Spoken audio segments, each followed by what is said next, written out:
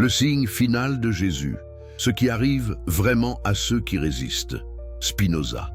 Avez-vous déjà ressenti ce frisson glacé qui parcourt votre colonne vertébrale lorsque vous réalisez que quelque chose d'important vous échappe depuis toujours? Ce moment où tout ce que vous pensiez savoir s'effondre comme un château de cartes. Aujourd'hui, nous allons plonger dans l'une des vérités les plus troublantes et les plus transformatrices jamais révélées. Ce qui arrive véritablement à ceux qui résistent au message final de Jésus-Christ, interprété à travers les yeux d'un philosophe que beaucoup considéraient comme hérétique, mais dont la sagesse dépassait les siècles. Mais avant de commencer cette exploration qui pourrait bien changer votre vie à jamais, je vous pose une question simple. Êtes-vous prêt à remettre en question tout ce que vous croyez savoir sur la foi, la résistance et les conséquences éternelles? Si vous aimez les histoires qui inspirent, qui défient, qui transforment, alors vous êtes au bon endroit.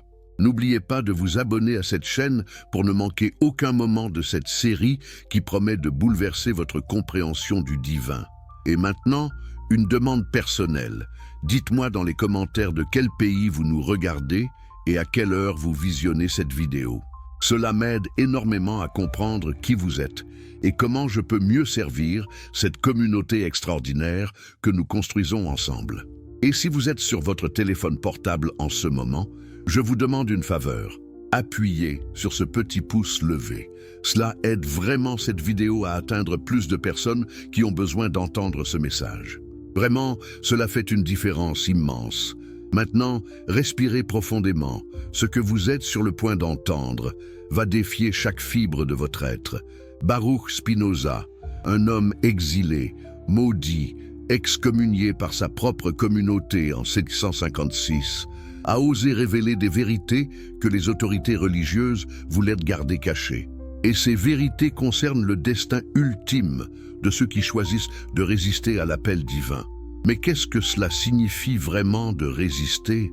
N'est-ce pas ce que nous faisons tous, à un degré ou à un autre, chaque jour de nos vies?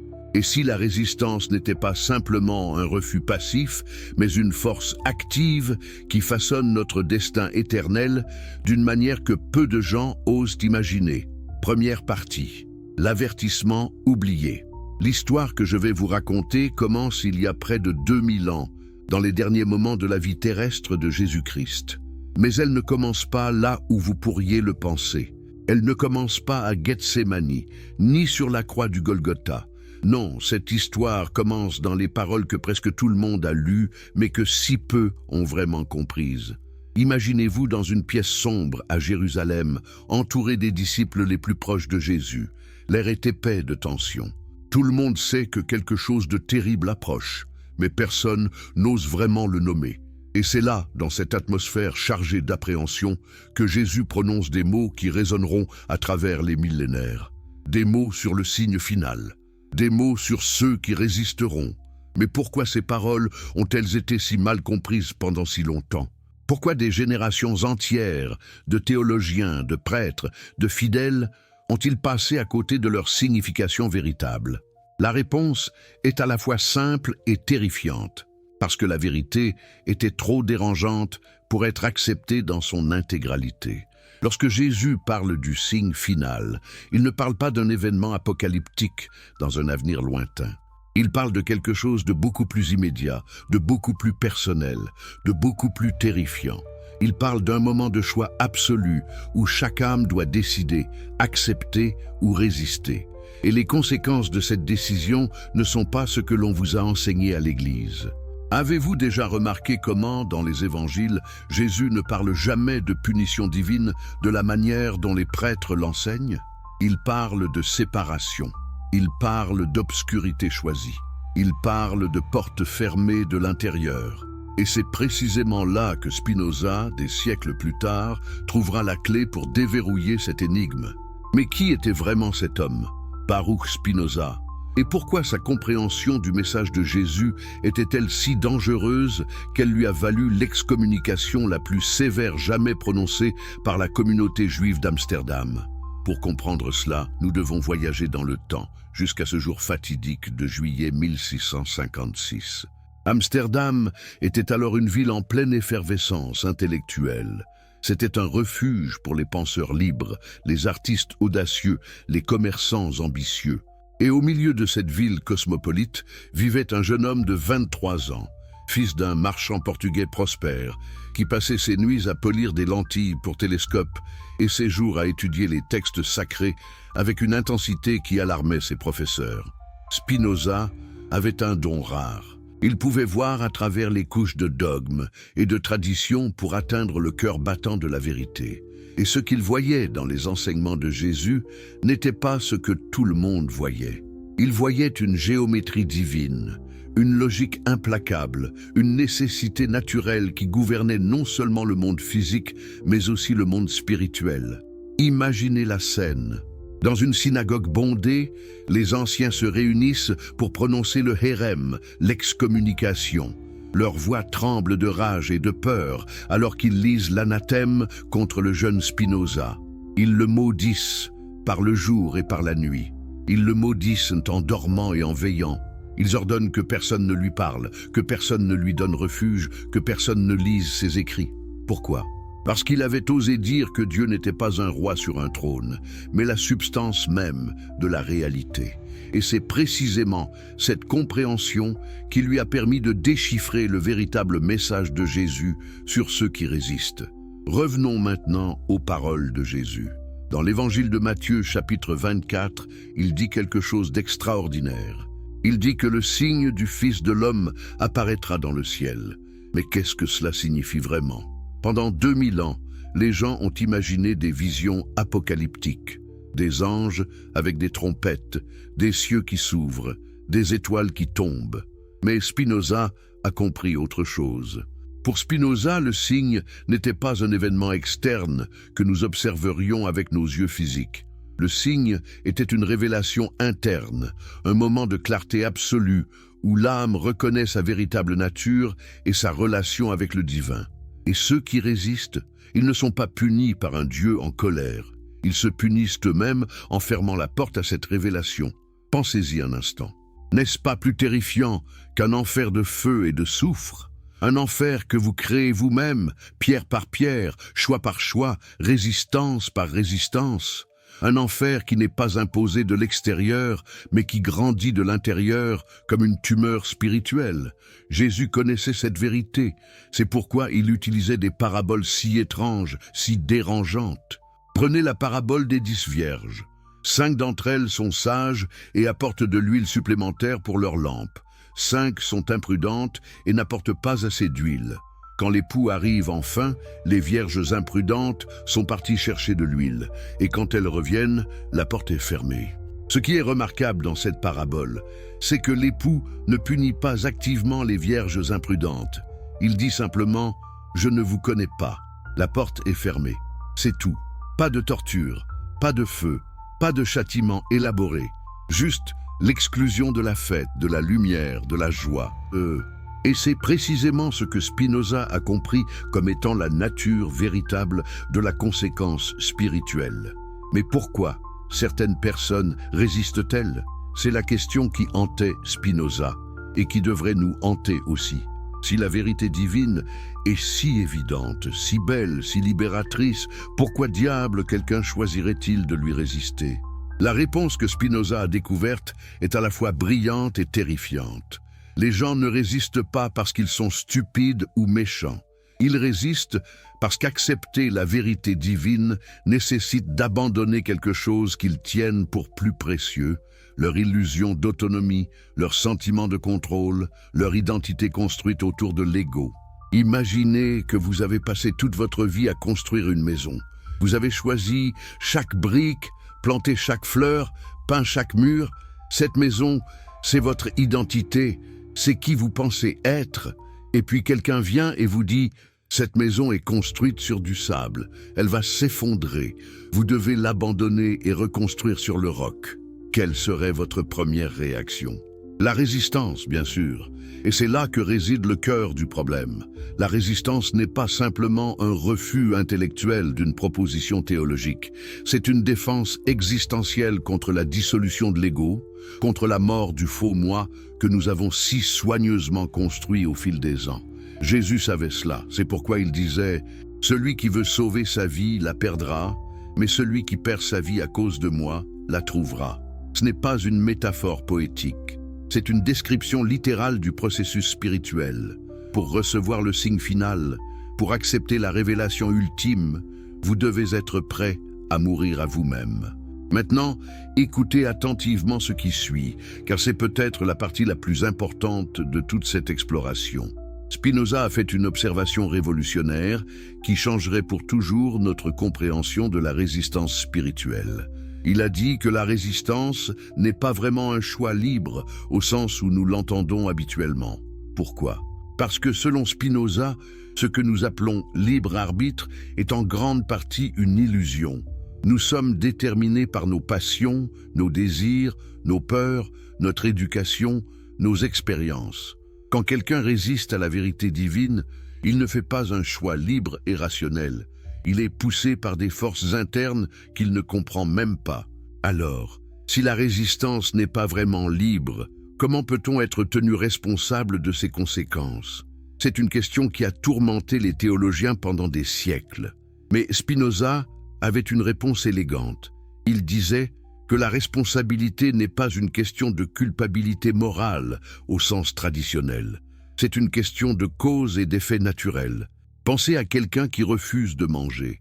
Ils ne sont pas punis pour leur refus de manger. Ils meurent simplement de faim. C'est une conséquence naturelle, pas une punition divine.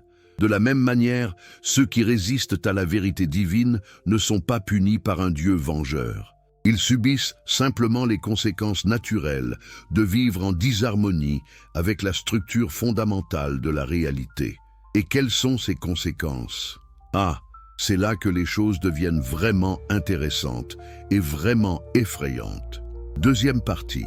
La géométrie de la chute. Spinoza était obsédé par la géométrie. Il pensait que les vérités spirituelles devaient être démontrées avec la même rigueur que les théorèmes mathématiques. Et quand il appliquait cette méthode géométrique à la question de la résistance spirituelle, il découvrait quelque chose d'extraordinaire. Il y a une logique implacable, une nécessité mathématique dans la façon dont l'âme s'éloigne du divin. Ce n'est pas aléatoire, ce n'est pas arbitraire, ce n'est pas basé sur les caprices d'un Dieu en colère. C'est aussi prévisible et inévitable que la chute d'une pierre lâchée en l'air. Permettez-moi de vous expliquer cela plus en détail, car c'est absolument crucial pour comprendre ce qui arrive vraiment à ceux qui résistent. Spinoza commençait par un axiome simple. Dieu est la substance infinie, éternelle et absolue dont tout découle. Remarquez qu'il ne dit pas que Dieu est un être séparé qui a créé l'univers. Il dit que Dieu est l'univers, ou plus précisément, que l'univers est un mode ou une expression de Dieu. Maintenant, si cela est vrai, alors chaque être humain n'est pas séparé de Dieu, mais est une expression particulière de la substance divine. Nous sommes comme des vagues dans l'océan divin. Une vague peut sembler séparée, mais en réalité, elle est l'océan lui-même prenant momentanément une forme particulière. Alors, qu'est-ce que cela signifie de résister à Dieu dans ce cadre? Cela signifie qu'une vague essaie de se séparer de l'océan. Cela signifie qu'un mode de Dieu essaie de nier sa nature fondamentale en tant qu'expression de la substance divine. Et voici la partie terrifiante. Cet effort de séparation n'est pas seulement futile, il est autodestructeur, parce qu'en essayant de se séparer de la source de votre être, vous commencez littéralement à vous désintégrer. Pas physiquement, mais spirituellement. Votre essence commence à se fragmenter, à se corrompre, à s'effondrer sur elle-même. Jésus connaissait cette vérité. C'est pourquoi il parlait si souvent de branches coupées de la vigne qui se dessèchent et sont jetées au feu. Ce n'est pas une punition, c'est simplement ce qui arrive naturellement à une branche séparée de sa source de vie. Mais comment ce processus de désintégration se déroule-t-il concrètement? Spinoza a identifié plusieurs étapes. et chacune est plus terrifiante que la précédente. La première étape est ce que Spinoza appelait la confusion des idées. Quand vous résistez à la vérité divine, votre esprit ne devient pas simplement ignorant, il devient activement confus. Vous commencez à confondre le vrai avec le faux, le bien avec le mal, la réalité avec l'illusion. Pensez à quelqu'un qui s'enfonce dans le mensonge. Au début, ils savent qu'ils mentent, mais s'ils persistent, quelque chose d'étrange se produit. Ils commencent à croire leurs propres mensonges. La frontière entre la vérité et la fiction s'estompe dans leur esprit. Et finalement, ils deviennent incapables de distinguer l'un de l'autre. C'est ce qui arrive à l'âme résistante. La confusion des idées n'est pas seulement un problème intellectuel, c'est une corruption ontologique, une dégradation de la capacité même de percevoir la réalité correctement. Et une fois que cette confusion s'installe, elle ouvre la porte à la deuxième étape, ce que Spinoza appelait l'esclavage aux passions. Spinoza faisait une distinction cruciale entre les émotions actives et les passions passives. Les émotions actives découlent de notre nature rationnelle et nous rendent plus puissants, plus libres. Les passions passives nous contrôlent, nous dominent, nous rendent esclaves. Quand vous résistez à la vérité divine, votre capacité à générer des émotions actives diminue. Vous devenez de plus en plus dominé par des passions que vous ne comprenez pas et ne pouvez pas contrôler. La peur, la colère, l'envie, l'avidité, la luxure, toutes ces forces commencent à vous gouverner au lieu que vous les gouverniez. Et voici ce qui est vraiment insidieux. Ces passions créent leur propre logique, leur propre justification. Elles vous convainquent que votre résistance est en fait de la sagesse, que votre confusion est en fait de la clarté, que votre esclavage est en fait de la liberté. Jésus parlait de cela quand il disait « Ils ont des yeux mais ne voient pas, des oreilles mais n'entendent pas ». Ce n'est pas qu'ils sont physiquement aveugles ou sourds, c'est que leur capacité de perception spirituelle a été corrompue par leur résistance au point qu'ils ne peuvent littéralement plus reconnaître la vérité quand elle se tient devant eux. La troisième étape est peut-être la plus terrifiante de toutes. Spinoza l'appelait la diminution de la puissance d'agir. En termes simples, plus vous résistez, moins vous devenez capable d'agir de manière authentique et puissante dans le monde. Vous vous souvenez du concept de conatus que j'ai mentionné plus tôt? C'est l'effort de chaque chose pour persévérer dans son être. C'est la force vitale, fondamentale, qui anime tout ce qui existe. Quand vous résistez à votre nature divine, vous résistez littéralement à votre propre conatus, à votre propre force vitale. Imaginez essayer de vivre en retenant votre souffle. Au début, c'est inconfortable mais gérable. Mais plus vous persistez, plus cela devient douloureux, épuisant, insoutenable. Finalement, soit vous abandonnez et respirez, soit vous vous évanouissez et votre corps respire pour vous contre votre volonté. La résistance spirituelle est similaire. C'est comme essayer de retenir votre souffle spirituel. Et plus vous le faites longtemps, plus vous devenez faible, épuisé, diminué. Votre capacité à créer, à aimer, à trouver de la joie, à vous connecter avec les autres, toutes ces choses commencent à s'atrophier. Et ici, nous arrivons à un point crucial qui relie tout cela aux enseignements de Jésus. Quand Jésus parlait du royaume des cieux, il ne parlait pas d'un lieu dans les nuages où les gens vont après la mort. Il parlait d'un état d'être, d'une manière de vivre en harmonie avec la réalité divine. Et quand il parlait de ceux qui seraient jetés dans les ténèbres extérieures où il y aura des pleurs et des grincements de dents, il ne décrivait pas une punition imposée par Dieu.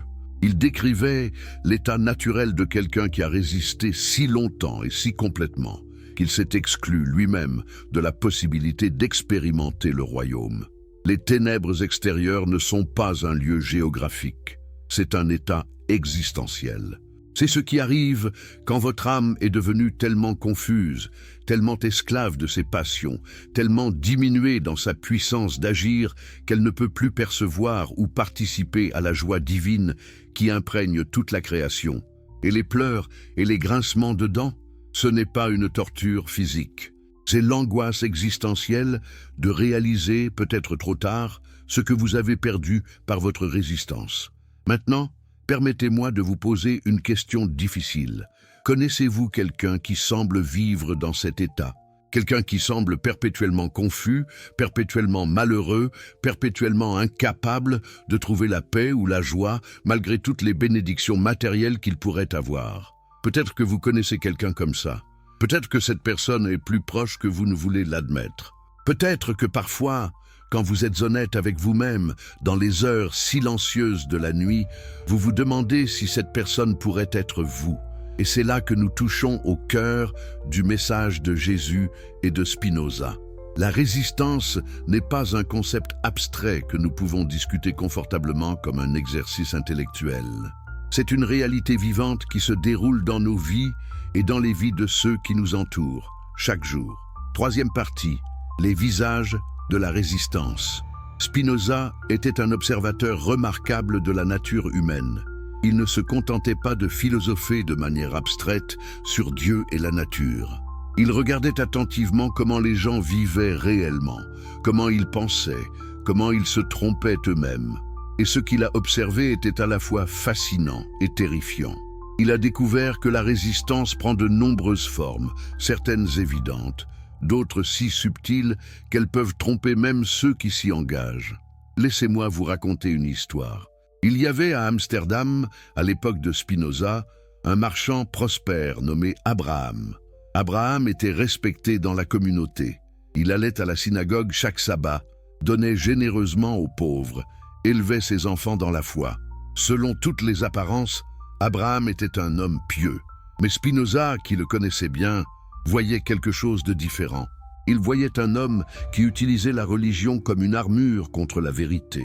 Chaque rituel, chaque prière, chaque acte de charité était une brique dans le mur qu'Abraham construisait pour se protéger d'une vraie rencontre avec le divin.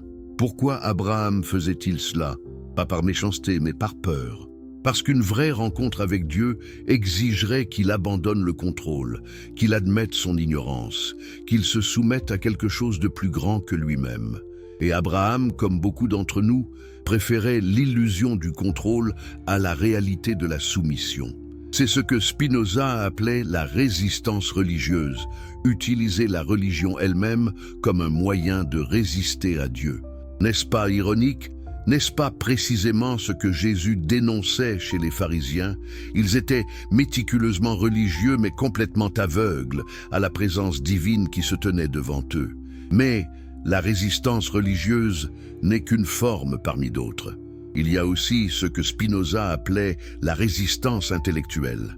C'est la forme de résistance des philosophes, des érudits, de ceux qui croient que l'intelligence peut remplacer la révélation. Spinoza lui-même avait été tenté par cette forme de résistance. En tant que jeune homme brillant qui maîtrisait le latin, l'hébreu, l'espagnol, le portugais et qui étudiait les grands philosophes grecs et scolastiques, il aurait été facile pour lui de se réfugier dans l'intellect, de traiter la question de Dieu comme un problème philosophique à résoudre plutôt que comme une réalité à laquelle se soumettre. Mais quelque chose s'est produit dans la vie de Spinoza qui l'a empêché de tomber dans ce piège. Certains disent que c'était son excommunication qui l'a libéré. Quand il a perdu tout ce qui lui était familier, sa communauté, sa famille, son statut social, il a été forcé de faire face à Dieu sans aucun de ses mécanismes de défense habituels. Et ce qu'il a découvert était révolutionnaire. Il a découvert que la vraie connaissance de Dieu n'est pas simplement intellectuelle. C'est ce qu'il appelait l'amour intellectuel de Dieu, une union de la raison et de l'émotion, de l'esprit et du cœur, où connaître Dieu et aimer Dieu deviennent une seule et même chose. Mais pour ceux qui résistent à travers l'intellect, cette union est impossible. Ils peuvent accumuler une connaissance encyclopédique de la théologie, de la philosophie, des textes sacrés, et pourtant rester complètement séparés de la réalité divine qu'ils étudient. Ils deviennent comme des critiques gastronomiques qui lisent des menus mais ne goûtent jamais la nourriture. Jésus a parlé de ce type de résistance quand il a dit « En ce temps-là, Jésus prit la parole et dit « Je te loue, Père, Seigneur du ciel et de la terre, de ce que tu as caché ces choses aux sages et aux intelligents et de ce que tu les as révélées aux enfants. » Pourquoi Dieu cacherait-il la vérité aux sages et aux intelligents? Parce qu'ils utilisent leur sagesse et leur intelligence comme des barrières, comme des moyens de garder le contrôle, comme des façons de résister à la simplicité désarmante de la révélation divine. Ensuite, il y a une troisième forme de résistance que Spinoza identifiait, la résistance émotionnelle. C'est peut-être la plus difficile à reconnaître et à surmonter, parce qu'elle se cache derrière ce qui semble être des sentiments authentiques. Pensez à quelqu'un qui dit « Je ne peux pas croire en Dieu parce que j'ai trop souffert ». Comment un Dieu d'amour pourrait-il permettre tant de douleur dans le monde? En surface, cela semble être un argument intellectuel. Mais souvent, ce n'est pas le cas. C'est une résistance émotionnelle déguisée en raisonnement logique. La vraie question n'est pas « Comment un Dieu d'amour peut-il permettre la souffrance ?» mais plutôt « Comment puis-je réconcilier ma douleur avec mon désir d'aimer et d'être aimé par Dieu ?» La première question garde Dieu à distance, en jugement. La seconde question invite Dieu dans la douleur. Spinoza comprenait cela profondément. Il avait lui-même connu une douleur immense, la perte de sa mère alors qu'il n'était qu'un enfant, la mort de son père, l'excommunication de sa communauté, les tentatives d'assassinat. Oui, quelqu'un a vraiment essayé de le tuer pour ses idées. La maladie chronique qui finalement l'emporterait à l'âge de seulement 44 ans. Mais Spinoza n'a pas laissé sa douleur se transformer en résistance. Au lieu de cela, il l'a transformée en compréhension. Il a vu que la souffrance n'est pas une preuve de l'absence de Dieu ou de l'indifférence de Dieu. C'est une partie de la structure nécessaire d'un univers gouverné par des lois naturelles. Et voici quelque chose de vraiment radical. Spinoza soutenait que si nous comprenions vraiment la nature de Dieu et la nécessité de tout ce qui arrive, nous ne nous plaindrions même pas de nos souffrances. Nous les verrions comme des expressions nécessaires de l'ordre divin, tout comme nous ne nous plaignons pas que les triangles ont 3 côtés. Maintenant, je sais que cela peut sembler froid, voire cruel. Comment quelqu'un pourrait-il ne pas se plaindre de la perte d'un enfant, de la maladie, de la trahison, de la torture? Mais Spinoza ne disait pas que nous ne devrions pas ressentir de chagrin ou de douleur. Il disait que si nous comprenions vraiment la nature de la réalité, notre chagrin serait transformé par la compréhension. C'est comme la différence entre le chagrin d'un enfant qui pense que sa mère l'a abandonné quand elle va au travail, et le chagrin d'un adulte qui comprend pourquoi sa mère doit partir, mais la manque quand même. Les deux ressentent du chagrin, mais la nature du chagrin est différente. L'un mène à la résistance et au ressentiment, l'autre à l'acceptation et à l'amour. Jésus enseignait quelque chose de similaire quand il disait « que votre volonté soit faite ». Ce n'est pas une résignation passive, c'est une acceptation active de l'ordre divin qui transforme même la souffrance en opportunité de croissance spirituelle. Mais il y a encore une 4e forme de résistance, et c'est peut-être la plus pernicieuse de toutes. Spinoza l'appelait la résistance morale. C'est quand les gens utilisent leur propre conception du bien et du mal comme des armes contre Dieu. Cela semble étrange au premier abord. Comment la moralité pourrait-elle être une forme de résistance à Dieu? N'est-ce pas Dieu qui nous a donné nos sens moraux? Mais voici le piège. Nous créons nos propres codes moraux basés sur nos expériences limitées, notre culture, notre conditionnement, puis nous jugeons Dieu selon ces codes. Nous disons « un Dieu vraiment bon ferait ceci » ou « un Dieu vraiment juste ne permettrait jamais cela ». Et quand la réalité ne correspond pas à nos attentes morales, nous résistons. C'est exactement ce que Job faisait dans l'histoire biblique de Job. Il ne remettait pas en question l'existence de Dieu, mais il remettait en question la justice de Dieu. Il avait son propre sens de ce qui était juste et injuste. Et quand sa vie ne correspondait pas à ce sens, il demandait des comptes à Dieu. Et quelle fut la réponse de Dieu? Ce ne fut pas une explication philosophique du problème du mal. Ce fut une confrontation puissante. Où étais-tu quand j'ai fondé la terre? Dis-le si tu as de l'intelligence. En d'autres termes, qui es-tu pour juger les voies de celui qui a créé l'univers entier? Ta compréhension morale, aussi bien intentionnée soit-elle, est infiniment limitée par rapport à la sagesse divine. Spinoza aurait été d'accord. Il soutenait que nos jugements moraux ne sont pas des vérités objectives sur l'univers. Ce sont des expressions de nos propres natures limitées. de nos propres perspectives étroites. Et quand nous élevons ces jugements au statut de principe absolu que même Dieu doit suivre, nous tombons dans la résistance morale. Mais vous pourriez demander, Spinoza n'était-il pas lui-même un homme profondément moral? N'a-t-il pas vécu une vie d'intégrité remarquable, refusant les richesses et le pouvoir, consacrant sa vie à la vérité? Oui, mais voici la différence cruciale. La moralité de Spinoza ne découlait pas d'un code externe de règles. Elle découlait de sa compréhension de la nature divine. Il n'était pas bon parce qu'il suivait des commandements. Il était bon parce qu'il comprenait que vivre en harmonie avec la nature divine était la seule façon de vivre véritablement heureux et libre. C'est une distinction subtile mais profonde. Et c'est au cœur de ce que Jésus enseignait aussi. Il ne disait pas « suivez ces règles pour éviter la punition ». Il disait « comprenez la nature du royaume et vivez en accord avec elle, et vous découvrirez la vie abondante ». Mais pour ceux qui résistent à travers la moralité, qui s'accrochent à leur propre conception du bien et du mal, comme à des bouées de sauvetage dans un océan chaotique, ce message est impossible à entendre.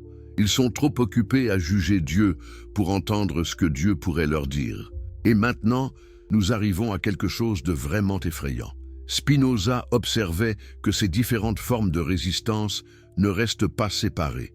Elles s'entremêlent, se renforcent mutuellement, créant ce qu'il appelait des systèmes d'illusion, des structures complexes d'autotromperie qui deviennent de plus en plus difficiles à démanteler avec le temps.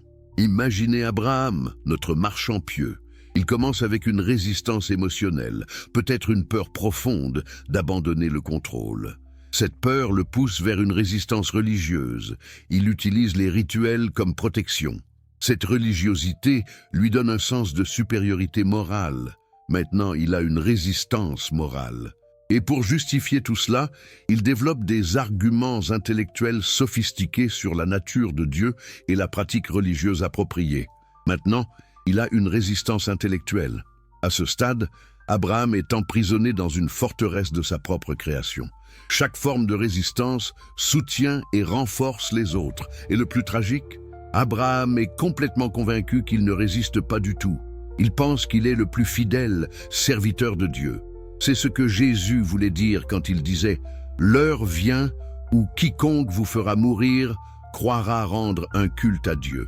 Les plus grands résistants ne sont souvent pas ceux qui rejettent ouvertement Dieu. Ce sont ceux qui croient servir Dieu tout en le résistant à chaque instant. Et c'est là que nous devons nous arrêter et nous poser une question honnête et douloureuse. Et moi, quelle forme de résistance est-ce que je pratique sans même m'en rendre compte?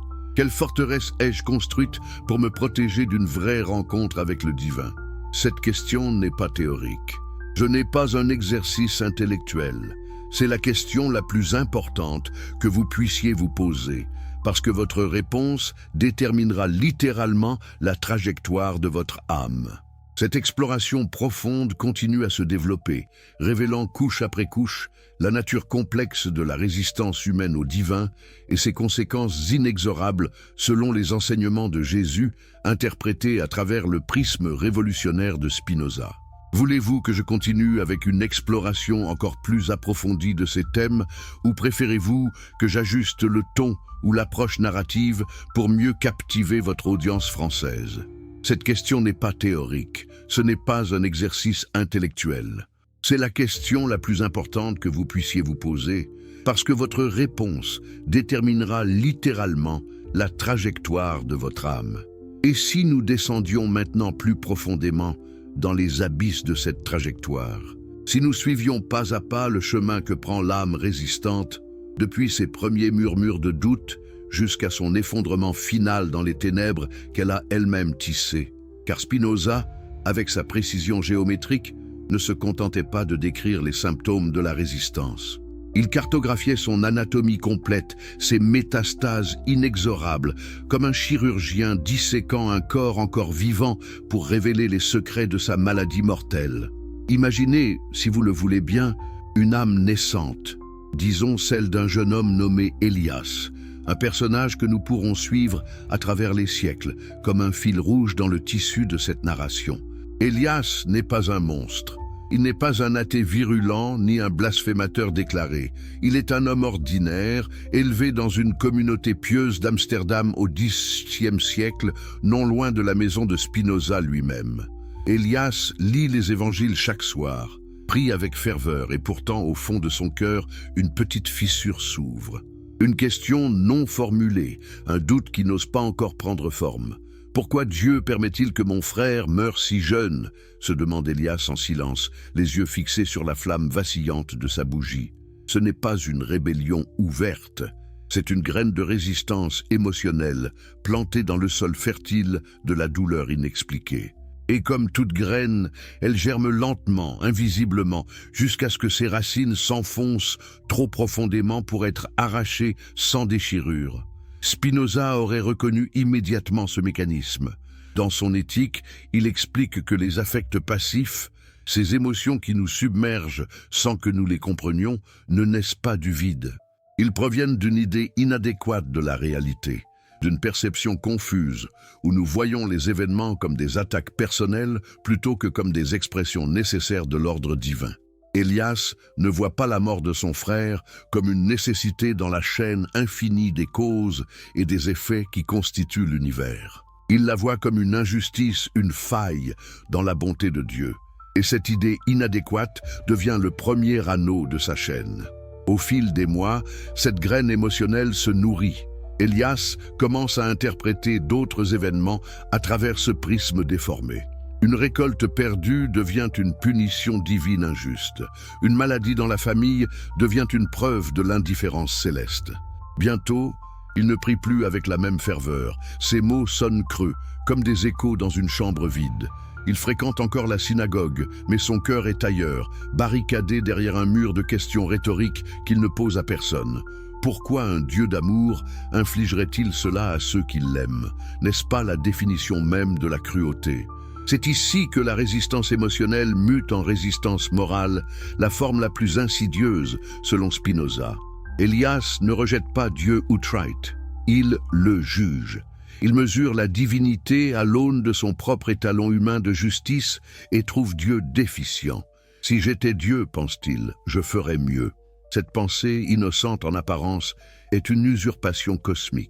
Elle place l'homme au centre de l'univers, reléguant le Créateur à un rôle subalterne, soumis aux caprices d'une morale finie.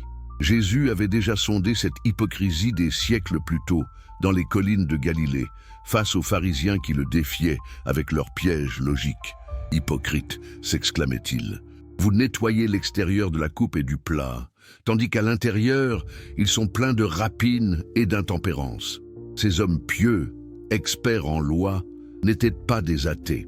Ils étaient des résistants suprêmes, utilisant leur savoir comme un bouclier contre la simplicité dévastatrice de l'Évangile.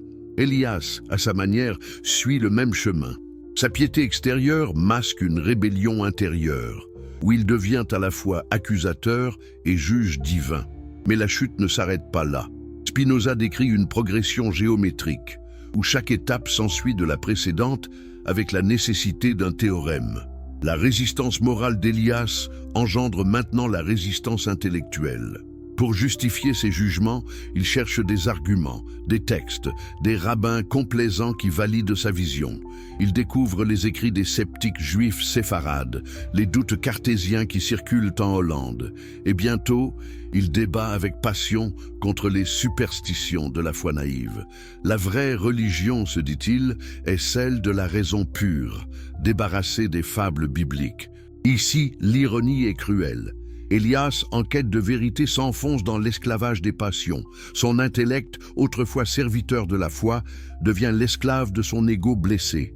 Spinoza l'explique ainsi. L'homme libre n'est pas celui qui évite les dangers, mais celui qui gouverne ses affects. Elias, au contraire, est gouverné. Sa soif de raison n'est qu'une passion déguisée, un conatus dévoyé qui le pousse non vers la lumière, mais vers les ombres de sa propre confusion. Et pendant ce temps, le signe final de Jésus, cette révélation intérieure dont parle Matthieu 24, passe inaperçu, car le signe n'est pas un éclair dans le ciel, ni un cœur d'ange. C'est un moment de grâce, une intuition fulgurante où l'âme reconnaît sa consubstantialité avec le divin. comme une vague se rappelant qu'elle est l'océan. Mais Élias, aveuglé par ses propres constructions, ne peut le percevoir. Ses yeux spirituels sont voilés par la poussière de ses illusions. Poursuivons le voyage d'Élias. Les années passent. Il prospère comme marchand de soieries, épouse une femme pieuse, engendre des enfants.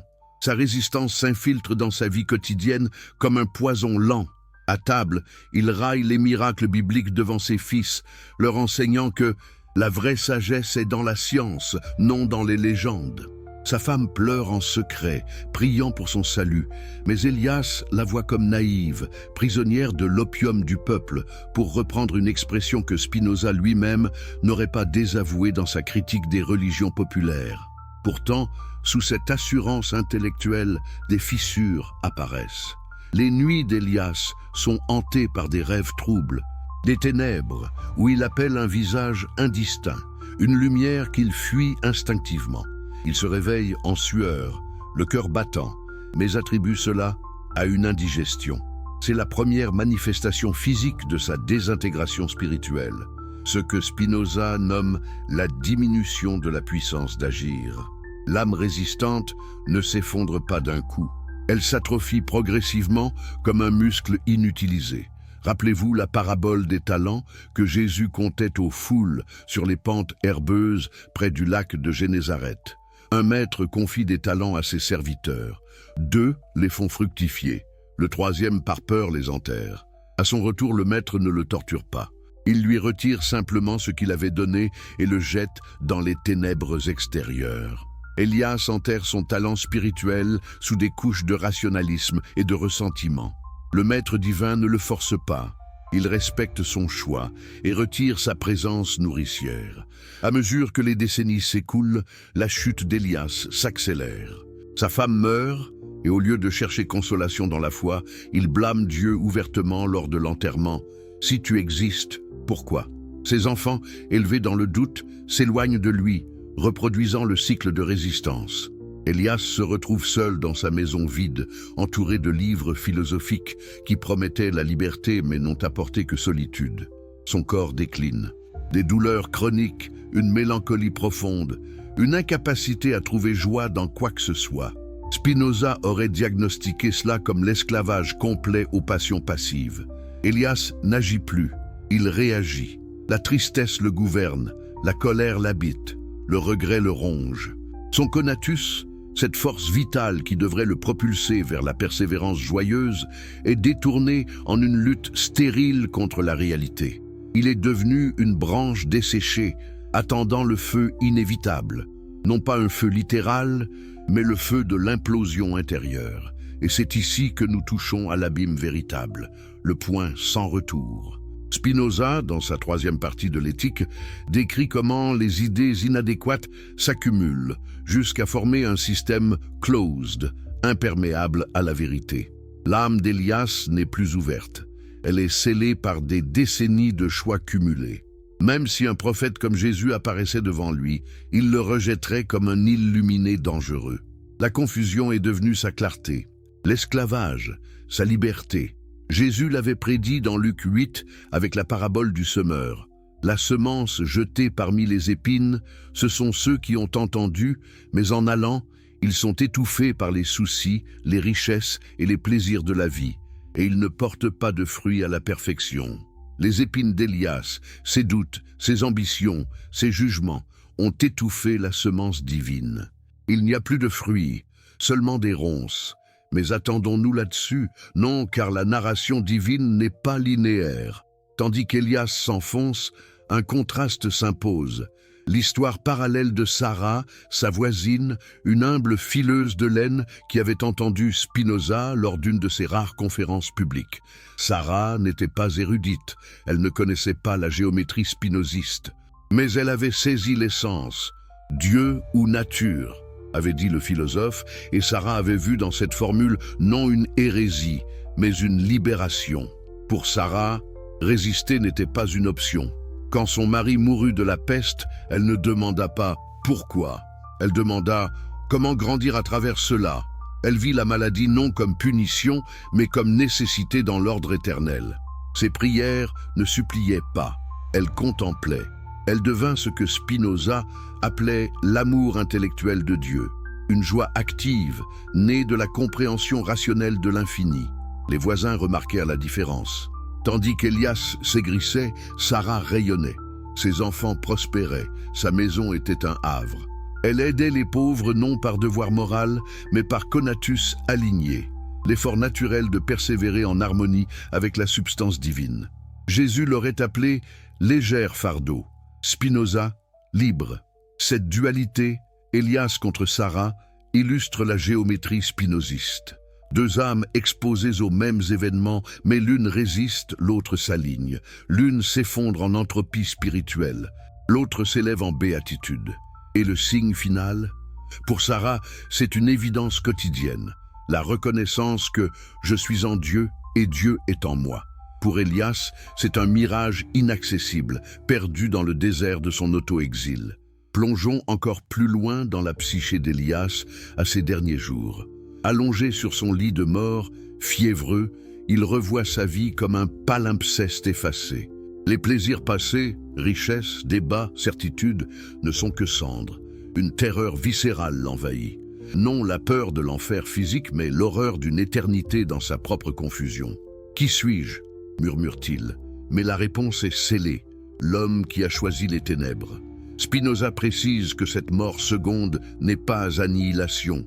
L'âme résistante persiste, mais dans un état de souffrance perpétuelle, incapable de joie parce qu'incapable de voir la nécessité divine comme bien. C'est l'enfer de Pascal revisité, un néant auto-imposé, où le cœur a ses raisons que la raison ignore, mais inversé, la raison a ses illusions que le cœur ne peut briser. Jésus, dans Jean 9, guérissant l'aveugle-né, déclare « Je suis la lumière du monde. Celui qui me suit ne marchera pas dans les ténèbres. » Élias a suivi sa propre lumière trompeuse. Le résultat? Les ténèbres extérieures, avec leurs pleurs et grincements de dents, l'angoisse de l'âme qui sait, au fond, ce qu'elle a perdu. Pourtant, même ici, une lueur subsiste dans la vision spinoziste. Rien n'est absolument perdu tant que la substance divine imprègne tout. Mais pour l'âme résistante, la réintégration exige une rupture cataclysmique, un effondrement total des illusions. Élias meurt sans cela. Sarah vit avec. Cette histoire n'est pas fiction, elle est archétype. Chaque spectateur ici, toi, lecteur invisible, porte en toi Élias et Sarah. La question rhétorique finale, vers quel chemin ton âme penche-t-elle en ce moment précis? La révélation se poursuit, couche après couche, vers les profondeurs inexplorées de la rédemption spinoziste et les secrets ultimes des paraboles christiques. Avez-vous jamais ressenti, au creux de la nuit, cette pression invisible qui semble étreindre votre poitrine, comme si l'univers entier conspirait pour vous murmurer une vérité que vous refusez d'entendre? Ce n'est pas une peur ordinaire, non. C'est le poids de l'âme qui ploie sous sa propre résistance, un écho distant des paroles de Jésus que Spinoza, dans son exil amstellodamois, osait enfin décrypter avec la froide précision d'un géomètre divin. Mais avant de plonger dans les abysses les plus sombres de cette odyssée spirituelle, permettez-moi de vous inviter à un pacte. Si vous chérissez les histoires qui ébranlent les fondations de l'existence, celles qui transforment les certitudes en questions brûlantes, alors abonnez-vous à cette chaîne sans tarder pour ne rater aucun chapitre de cette saga qui pourrait redessiner le destin de votre conscience. Dites-moi maintenant, dans les commentaires ci-dessous, de quel pays nous regardez-vous en ce moment précis et à quelle heure votre journée s'illumine de cette révélation. Vos réponses tissent les fils d'une communauté invisible, un réseau d'âmes en quête. Et si vous tenez ce visionnage sur votre téléphone portable, je vous supplie d'une seule chose, appuyez sur ce pouce levé. Cela propulse notre message vers des cœurs assoiffés, aidant des milliers à franchir le seuil de la vérité. Merci du fond du cœur, cela change des vies. Maintenant, respirez profondément, car nous reprenons le fil là où l'ombre d'Élias s'épaissit, où Sarah brille comme un phare dans la tempête, et où la géométrie spinoziste fusionne enfin avec les paraboles du Christ pour révéler le point sans retour, la béatitude possible, et l'ultime verdict de l'âme résistante. N'est-ce pas là l'essence même de l'existence? Choisir à chaque instant entre l'abîme auto-creusé et la lumière éternelle. La mort d'Élias ne marque pas la fin de son histoire, loin de là. Dans la vision spinoziste, rien ne s'anéantit véritablement. Tout persiste dans la substance infinie de Dieu ou nature. Mais pour l'âme qui a résisté jusqu'à l'os de ses illusions, la persistance est une malédiction raffinée. Imaginez Élias non plus dans son lit de plumes usées, mais dans un limbe intérieur, un non-lieu où le temps n'existe plus comme succession linéaire, mais comme éternelle simultanéité de regrets. Ses yeux, ou ce qui en reste de perception, balaient un paysage stérile. Des dunes infinies de sable gris, sans horizon, sans oasis, seulement le vent monocorde qui hurle les mêmes questions qu'il posait de son vivant. Pourquoi? Pourquoi moi? Pourquoi lui? Spinoza, dans la 5e partie de son Éthique, aurait décrit cet état comme la permanence des idées inadéquates, figées dans une boucle infernale. Élias ne peut plus évoluer. Sa conatus, cette pulsion vitale universelle, est piégée dans un cercle vicieux où chaque tentative de mouvement la ramène à son point de départ. N'est-ce pas l'enfer par excellence? Non pas des flammes physiques qui consumeraient la chair, car l'âme n'en a point, mais un feu intérieur d'inertie, où la soif de sens reste inassouvie pour l'éternité. Jésus l'avait pressenti dans sa lamentation sur Jérusalem. « Combien de fois ai-je voulu rassembler tes enfants, et vous n'avez pas voulu ?» Le refus n'est pas oublié, il est amplifié, réverbéré à l'infini. Pendant ce temps, Sarah poursuit son ascension, non comme une ascension mystique vers des cieux éthérés, mais comme une intégration profonde dans le tissu même de la réalité divine. Veuve et sans enfant, elle ne s'effondre pas, elle s'épanouit. Chaque matin, elle tisse sa laine en contemplant les motifs de la création, la régularité des fibres, la nécessité des nœuds, la beauté émergente du chaos ordonné.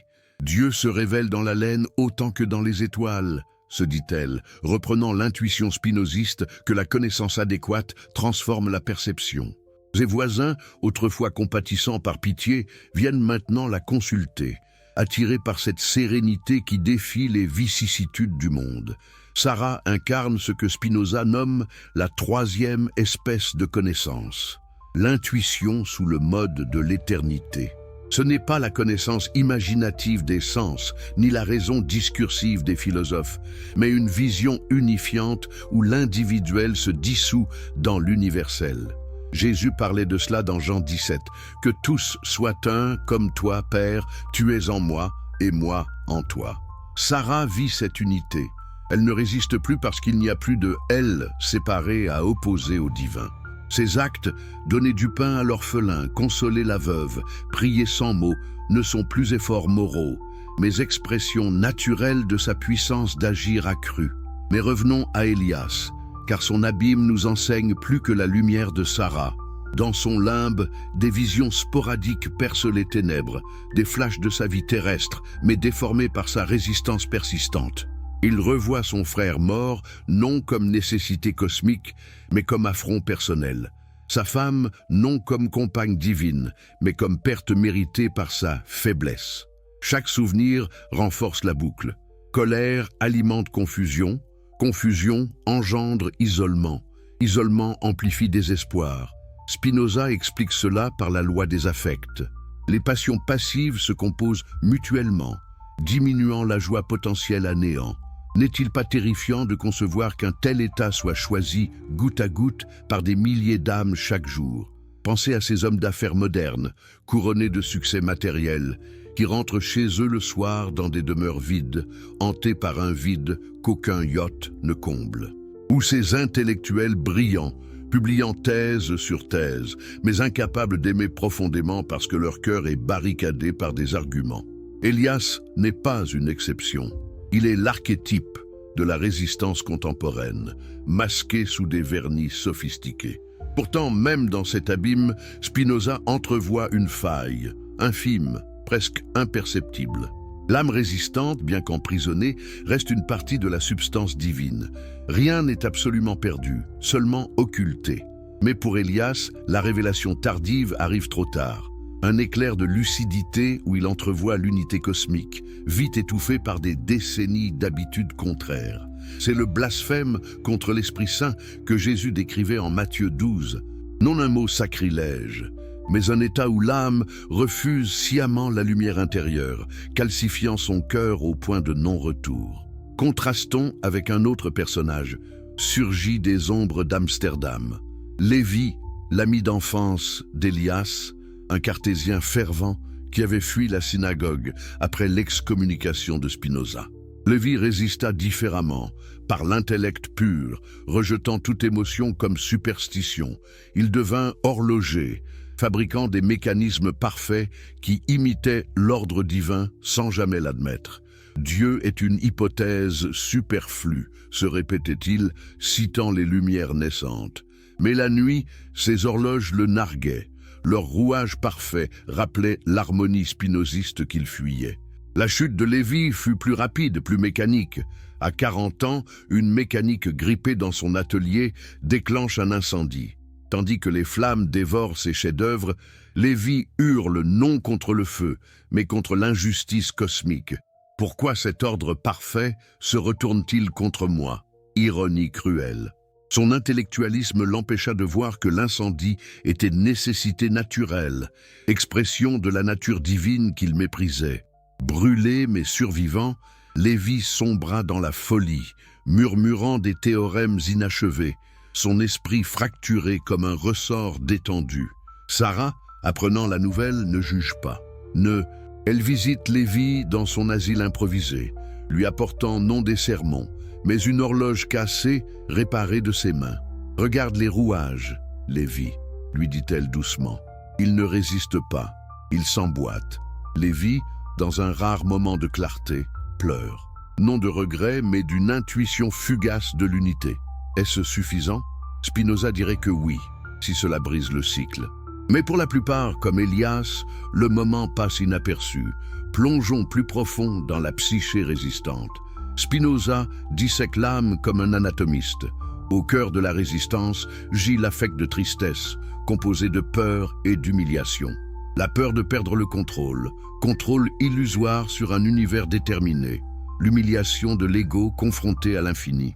Elias craignait d'être petit, Lévi d'être irrationnel. Leur résistance, une armure forgée contre ces affects qui finit par les étouffer. Jésus, dans les béatitudes, inverse cela. Heureux les pauvres en esprit, car le royaume des cieux est à eux. Pauvreté d'esprit, non comme ignorance, mais comme abandon de l'ego gonflé. Sarah l'incarne, pauvre en illusion, riche en vérité. N'est-ce pas paradoxal que la liberté spinoziste exige cette pauvreté, cette mort à soi-même christique? Mais qu'advient-il des âmes au bord du précipice? Prenons Myriam, sœur d'Elias, tiraillée entre la foi de Sarah et le doute familial. À 30 ans, veuve d'un marin perdu en mer, elle oscille. Les nuits, elle rêve de vagues infinies, métaphore spinoziste de l'âme dans l'océan divin. Le jour, la voix d'Elias résonne. La foi est pour les faibles. Pourtant, une parabole de Jésus la hante, celle du fils prodigue, où le père attend non par caprice, mais par nécessité d'amour. Myriam choisit, non par émotion brute, mais par raison spinoziste. Comprendre que sa douleur est mode fini d'une substance infinie.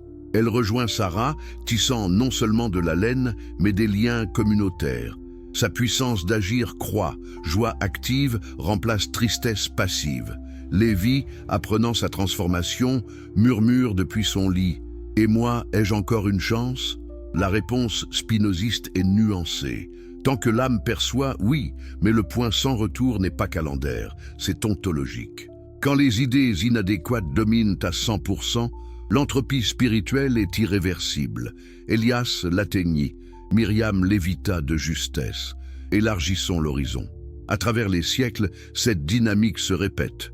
Considérez Voltaire, admirateur distant de Spinoza, railleur de la Bible dans son château de Ferney. Brillant, mais résistant par orgueil moral. Si Dieu n'existait pas, il faudrait l'inventer. Ironie, il inventa sa propre divinité aux normes humaines, mourant dans l'agonie, niant le sacrement. Était-ce son abîme personnel ? Ou Nietzsche, criant « Dieu est mort », mais dont les mots trahissent une nostalgie, L'homme est une corde tendue entre la bête et le surhomme. Spinoza aurait vu là un conatus dévoyé, cherchant l'éternité dans l'humain fini.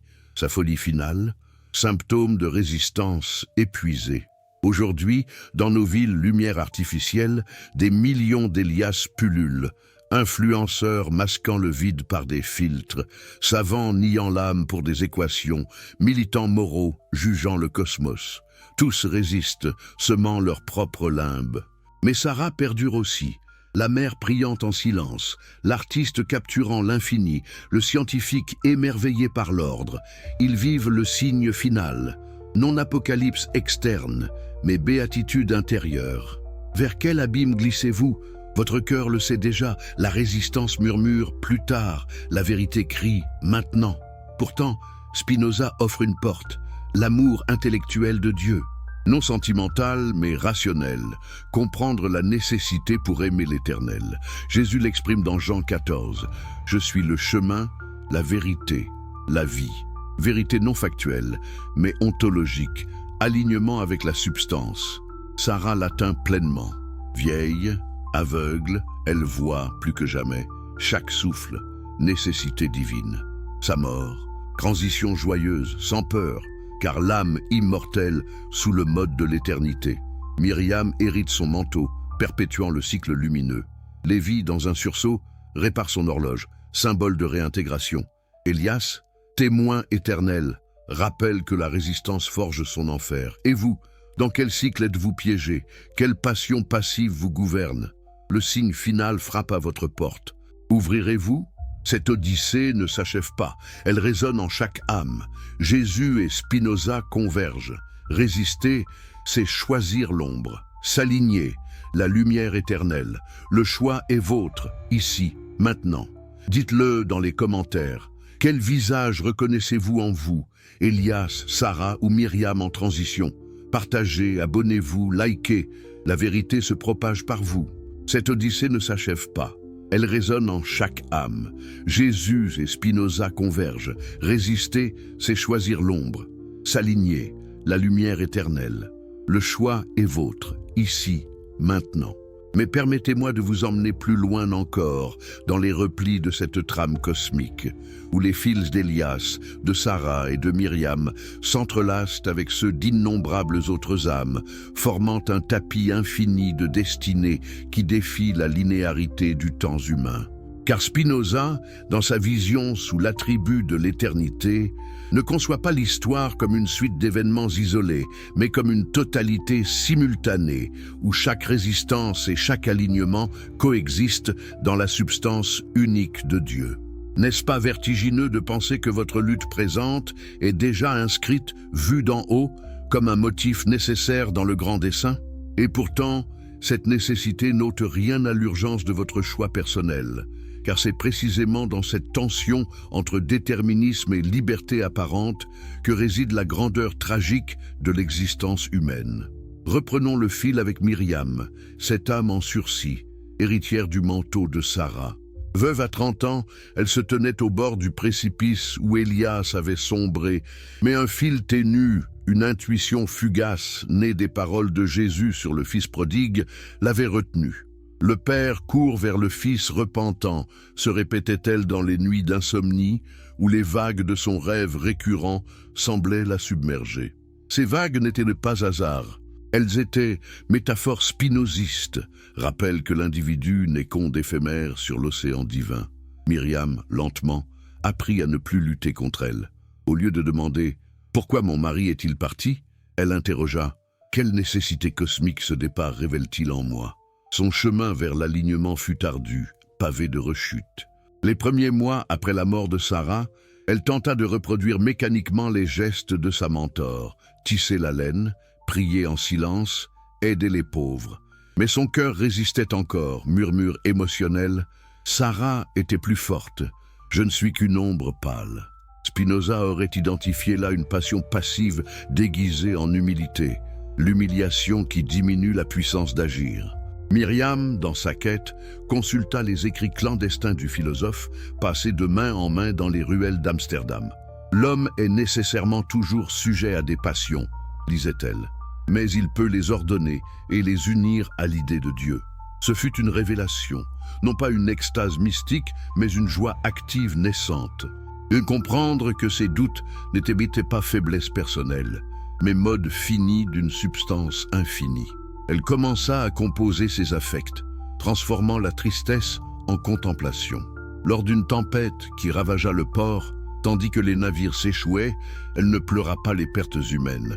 Elle vit la nécessité des vents, la régularité des marées, l'ordre sous le chaos. « Dieu ne punit pas, il exprime », murmura-t-elle, fusionnant l'éthique spinoziste avec le sermon sur la montagne. « Ne jugez pas, et vous ne serez pas jugés. » Bientôt, Myriam attira d'autres âmes au bord du gouffre.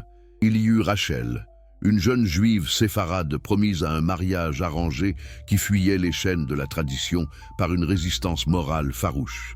Dieu ne voudrait pas d'une union sans amour. Myriam ne la sermonna pas. Elle lui montra la géométrie de l'amour spinoziste.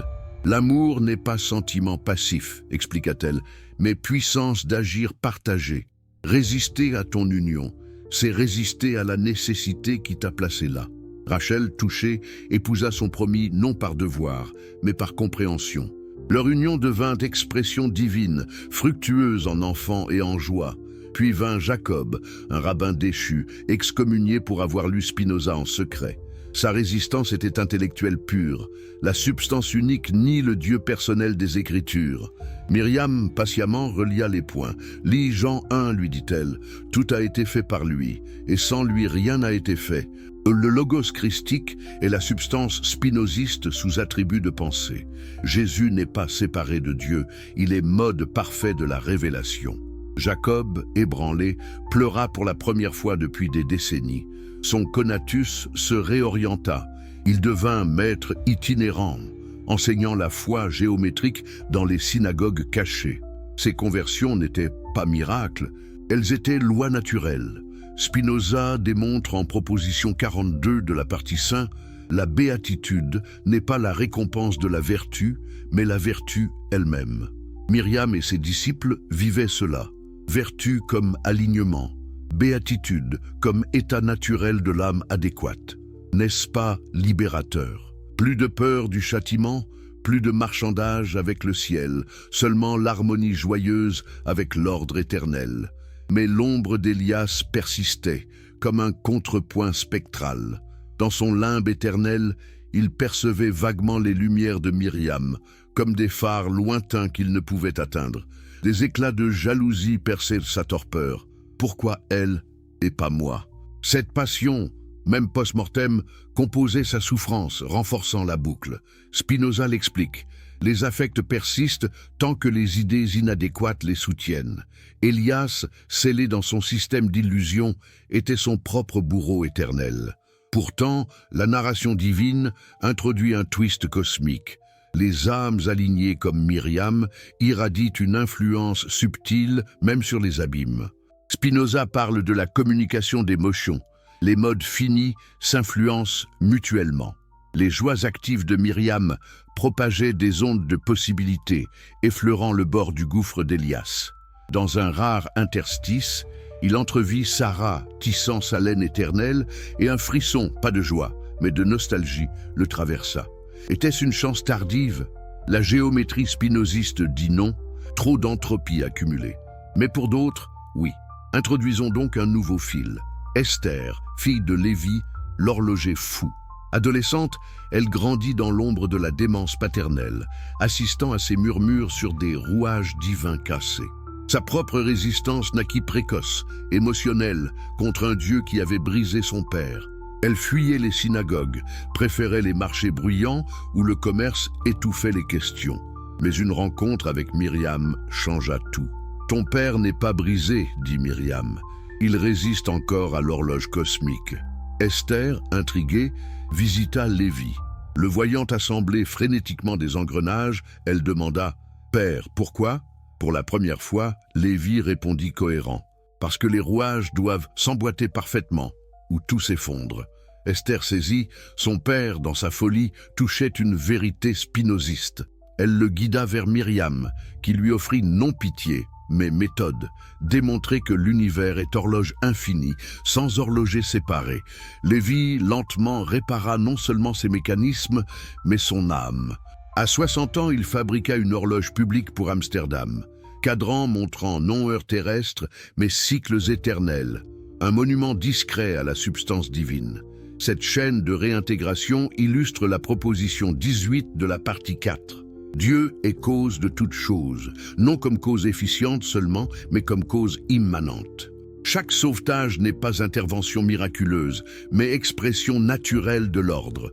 Jésus l'exprime dans la parabole de la graine de moutarde. Petite semence devenant arbre immense. Myriam fut la graine, Esther et Lévi les branches. Élargissons à l'échelle historique. Au XVIIIe siècle, un descendant lointain de Myriam, un certain David Mendes, émigra vers les colonies américaines. Marchand prospère à Philadelphie, il rencontra les Quakers, dont la lumière intérieure résonnait avec l'intuition spinoziste. Face à la Révolution américaine, David ne résista pas par peur morale. Dieu ne saurait approuver la violence. Il vit la nécessité historique comme mode divin. Il soutint l'indépendance non par patriotisme passionné, mais par raison. Liberté comme augmentation de puissance d'agir collective. Son journal intime, retrouvé des siècles plus tard, fusionne Spinoza et Jésus. Le Christ enseigne l'unité, Spinoza la démontre. Résister à l'un, c'est résister à l'autre. David fonda une école secrète, enseignant la géométrie biblique à des esclaves affranchis qui à leur tour propagèrent la chaîne lumineuse vers le sud, transformant résistance raciale en alignements radicaux. Au XIXe siècle, cette lumière toucha une poétesse française, Élise Duval, lectrice clandestine des premiers traducteurs de Spinoza. Orpheline, elle avait résisté par mélancolie romantique. L'univers est chaos absurde, mais les paraboles christiques, lues à la lumière spinoziste, la sauvèrent. La brebis perdue n'est pas abandonnée, le berger la cherche par nécessité d'amour cosmique, écrivit-elle. Ces poèmes devinrent hymnes de la Restauration, inspirant des milliers à abandonner leurs ombres baudelairiennes pour la clarté éternelle. Et au XXe siècle, considérée Anna Keller, physicienne juive allemande fuyant les nazis. Dans les camps de transit, face à l'horreur absolue, sa résistance morale hurlait « Où est Dieu dans cette abomination ?» Un vieux rabbin, descendant spirituel de David Mendes, lui glissa un fragment d'éthique « La nécessité rend tout parfait ». Anna, survivante d'Auschwitz, devint pionnière de la mécanique quantique, voyant dans les probabilités ondulatoires la métaphore ultime de Spinoza, mode infini d'une substance unique. Jésus sur la croix absorbe le mal non par magie, mais par nécessité rédemptrice, confia-t-elle dans ses mémoires. Aujourd'hui, en 2025, cette chaîne persiste. Imaginez une jeune programmeuse brésilienne, Sofia, descendant virtuel de tous ses fils lumineux. Développeuse de SaaS à São Paulo, elle lutta contre une résistance intellectuelle. L'IA prouve que Dieu est superflu. Tout est algorithme. Mais une vidéo sur Spinoza, peut-être celle-ci, la frappa. Elle relut Matthieu 24. Le signe final comme code divin dans la matrice cosmique. Sophia pivota. Ces apps ne servent plus le profit passif, mais l'éveil. Outil pour composer affect, visualiser conatus, aligner vie numérique sur l'éternel. N'est-ce pas émouvant? La géométrie spinoziste transcende temps et lieu, reliant Elias l'ancien à Sophia la moderne. Chaque résistance brisée amplifie la lumière, chaque alignement propage l'onde.